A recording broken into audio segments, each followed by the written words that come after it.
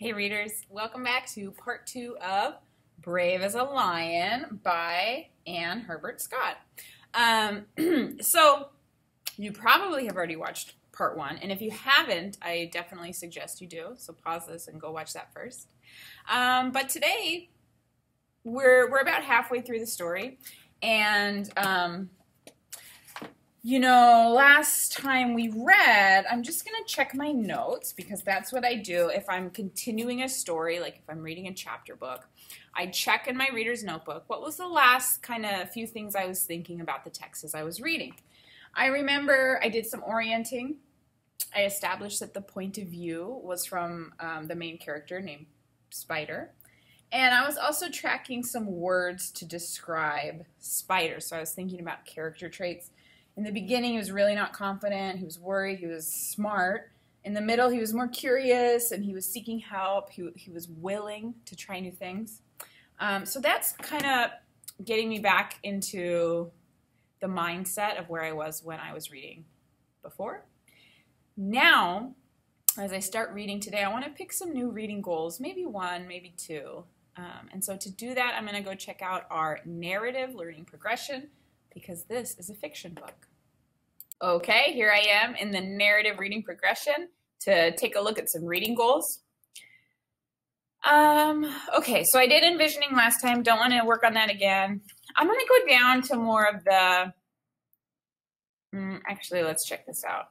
Maybe I'll notice my fluency in my reading, and I'll take a look at both the sound of my voice, like using the character's voice and showing the character's feelings through my voice.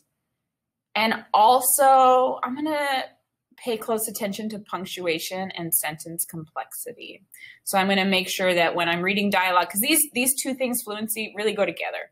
So when I read dialogue, I'm going to make it sound like the character's talking, and I'm going to pay close attention to punctuation.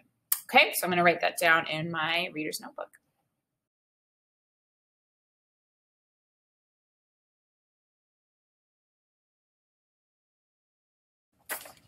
Okay, readers, let's get started.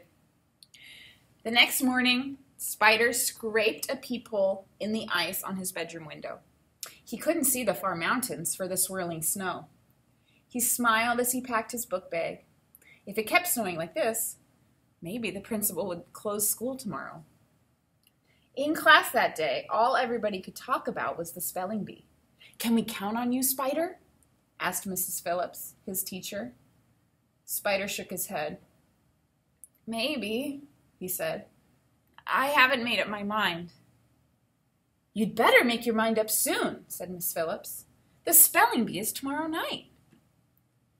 After lunch, Spider walked by the gym door. But this time, he didn't open it. He didn't have to. He remembered just how everything looked. Scary. When he thought about it, a shiver went all the way down his spine. Okay, so I did read in some voices there, so the sound of my voice was changing based on the characters. I'm just going to make a quick note of that.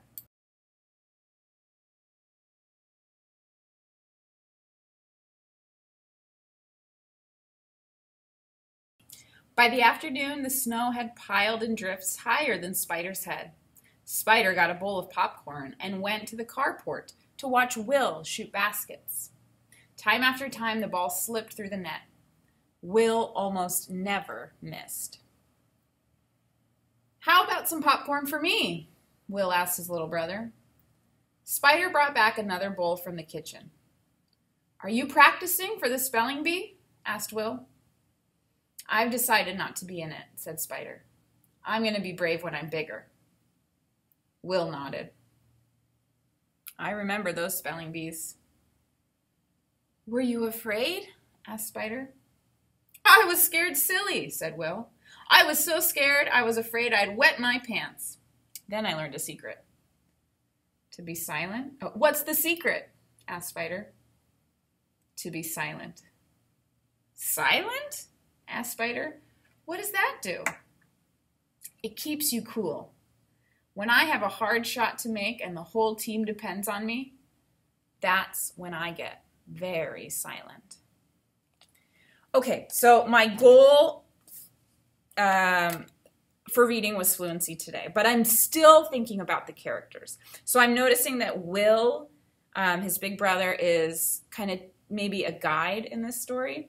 So I'm going to make a note of that on a sticky note because I'm noticing he's kind of helping him to be maybe more brave. And I'm also, since my goal is fluency and I was paying close attention to the punctuation, I noticed there were a ton of questions that the characters were asking back and forth. And I made sure that I changed my voice every time I read a question, like, how about some popcorn for me? And are you practicing for the spelling bee? And were you afraid? Right? When we read questions, we say it differently. But you really have to pay attention to the punctuation to notice that it's a question. So I'm going to make a note about Will being a guide and about punctuation.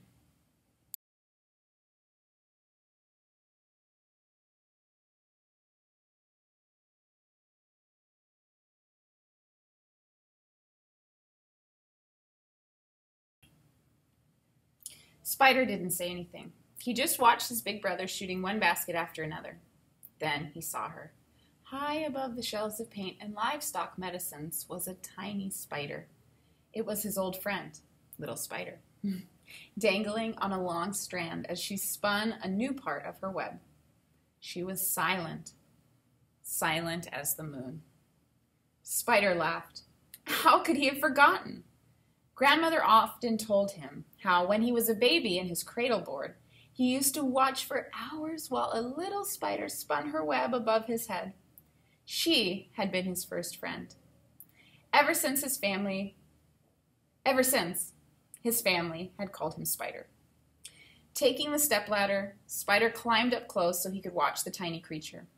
How brave she was, dropping down into a space with nothing to hang on to. And how clever, weaving a web out of nothing but her own secret self. Say something, he whispered. The little creature was silent, but Spider felt she was talking to him in her own mysterious way. Listen to your spirit, she seemed to say. Listen to your spirit, and you'll never be afraid. Okay, I feel like I'm stopping to write a lot in this video lesson, but I did notice two things I did in regards to my fluency. One, I made a mistake. I skipped a comma. I didn't pause, and it didn't make the sentence make sense, so I had to go back and reread it. That was when I read, ever since his family had called him Spider. I missed that comma the first time, and I was like, wait, that doesn't make sense. So I went back and reread it, making sure I paused at the comma, so it sounded like ever since his family had called him Spider. So sometimes we write down when we make a mistake and we notice it. Another thing is when Spider said, say something. It said, say something, he whispered, so I actually read it in a whisper voice. These are all important parts of fluency. I'm going to make a quick note.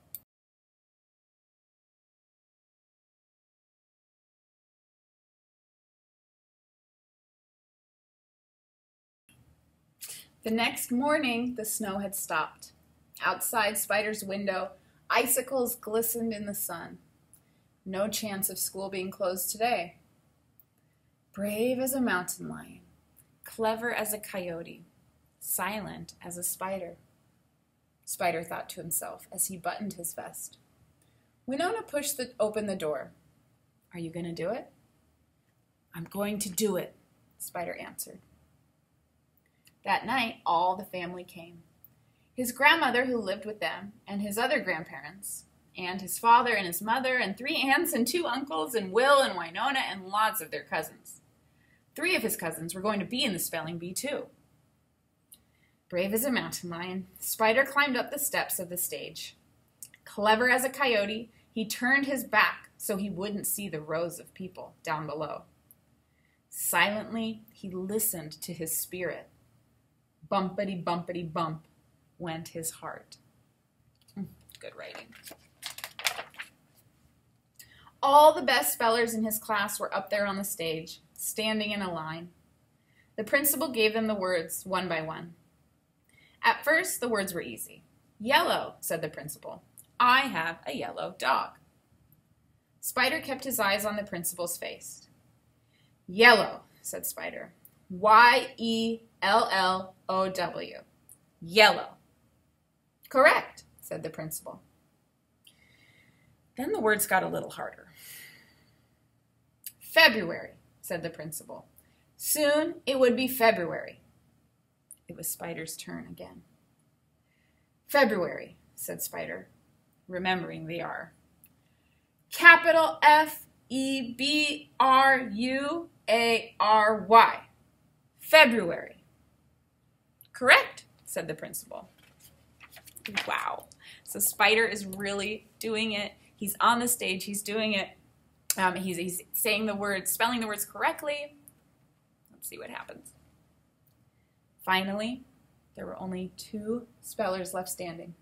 Spider and Elsie, a girl from the other side of the reservation. Terrific, said the principal. We have a terrific basketball team. Terrific, said Spider, taking a deep breath. T-E-R-R-I-F-F-I-C. Terrific. Incorrect, said the principal. Then she turned to Elsie. Terrific. We have a terrific basketball team. Terrific, said Elsie. T-E-R-R-I-F-I-C. Terrific. Correct, said the principal. Let's give a hand to our 2 winners from Miss Phillips' class. Elsie in first place and Spider in second place. It was over. Spider climbed down the steps and found the rows where his family were sitting. Spider's father shook his hand and Will slapped him on the back. You did it, said his mother proudly. You stood right up there in front of everybody. It was easy, said Spider. You were brave, said his father. Brave as a mountain lion. And clever, said his grandmother. Clever as a coyote. I wasn't even afraid, Spider thought. I listened to my spirit. But now I'm hungry, he told his family. Hungry as a bear. Let's all go home and eat. The end. Wow. What a nice story. So when we end the story, it's good to think about maybe what's the lesson, or we notice how the character changed. I'm going to go back to the writing that I started in the first half of this book, where I was tracking the Spider's character traits. And I'm going to fill in that last column of how his character traits towards the end of the book. I'm also going to write a sentence or 2 at the end just to summarize, or just kind of say how I'm feeling about the book. So let's do it.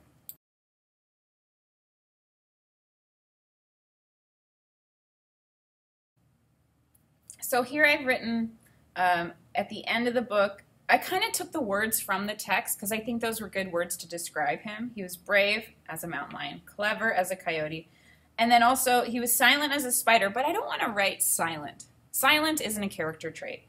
So what he was really being was reflective. He was listening to his inner voice, and so I use this word reflective instead of silent. Now I want to write a few sentences about how I'm feeling at the end of the book.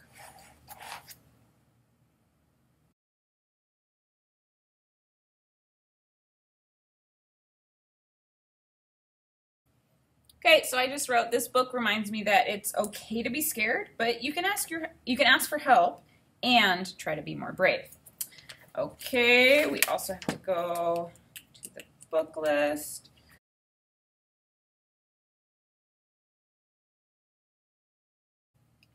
I gave this book a 4 out of 5 because I think it's a really special story. And just gives us a different perspective about feelings and how we can try to be more brave. Done. One of the most exciting things about ending a book is that I get to pick what book I'm going to read next. I have a few ideas in mind. I have a big stack of books that I want to read aloud for you. But if you have any suggestions, or if there's a story you really love and you want me to read it, let me know. I'm happy to make some recordings of what you all want. Okay, I will talk to you soon. Happy reading. Bye.